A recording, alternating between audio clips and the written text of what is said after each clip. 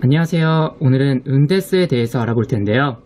굉장히 많은 분들이 응데스와 보통 평서문인 데스의 차이점을 인식하지 못하고 아무 데서나 막 쓰는 걸 본 적이 많은데요.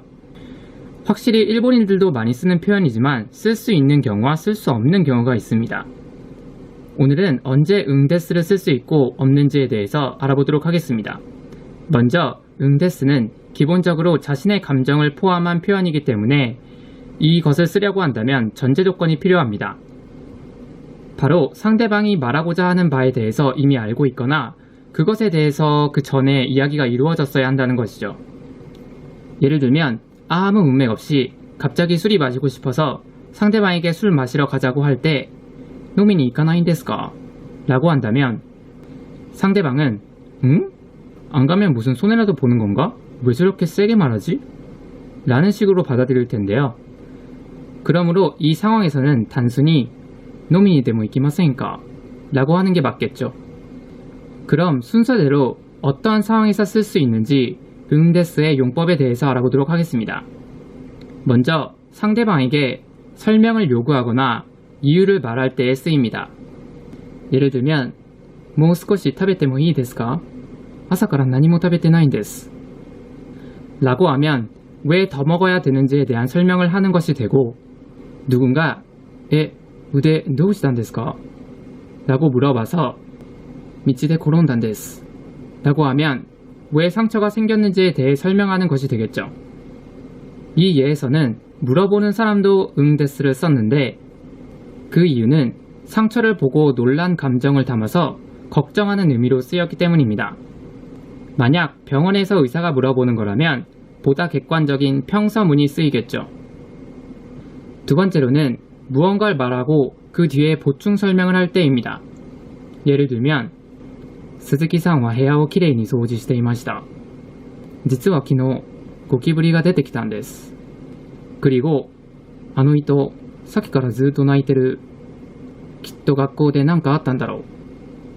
자신이 한 말에 대해서 그것의 원인이 되는 것을 설명한다는 점에서 첫 번째 용법과 비슷하죠. 세 번째는 무언가를 발견했을 때입니다. 예로는 あ、祭りやってるんだ. こんなのもあるんだ. 가 있는데요. 여기에는 발견해서 놀랍다는 감정이 들어가게 됩니다. あ、祭りやってる 라고 하게 되면 전자가 와, 축제하고 있네? 라는 의미가 되는데 비해 후자는 축제하고 있구나 라는 정도의 의미가 됩니다. 또 두 번째 문장을 곤나노모아르 라고 한다면 전자가 오, 이런 것도 있구나 라는 의미라면 후자는 이런 것도 있네 라는 정도의 의미가 됩니다. 네 번째는 비난인데요. 예를 들면 수업 중에 また携帯いじってるんですか? 그리고 회사에서 仕事中なのに何トイレでサボってるんだ? 라고 하면 상대방을 비난하는 의미가 됩니다. 왜냐하면 응데스에는 강한 감정을 표출하는 기능이 있기 때문이죠. 다섯 번째는 무언가 잊어버렸던 게 기억났을 때인데요. 예를 들면 今日学校休みだったんだ. 그리고 佐藤さん今日病院に行くんだった. 라고 하면 원래 알고 있었는데 잠시 잊고 있다가 다시 생각나서 놀라움 혹은 감탄, 아쉬움 이런 감정을 담아서 나타내는 표현입니다. 여섯 번째는 강하게 주장할 때인데요. 예를 들면 もう勉強したくないんです. 그리고 ステーキが食べたいんです.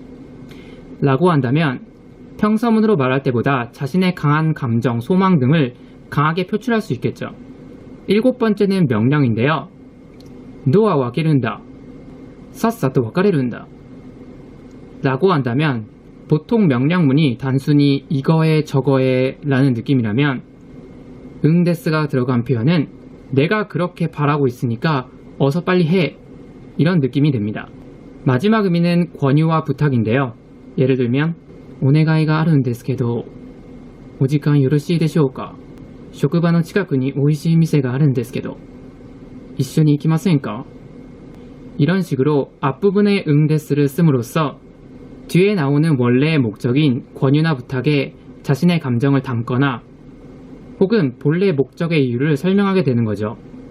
주의할 점은 뒷문장에 응데스를 쓰게 된다면 강요의 의미가 생기기 때문에 이 용법 같은 경우에는 앞에다가 쓰셔야 한다는 것 잊지 마세요. 오늘 영상은 여기까지입니다.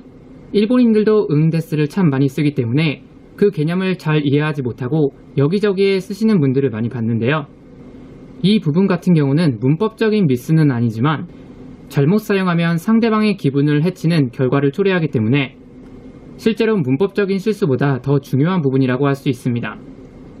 특히나 윗사람과 대화할 때나 누군가에게 무언가를 부탁할 때 이런 트러블이 많이 생기므로 꼭 제대로 익히셔서 잘 구사하실 수 있으시면 좋겠습니다.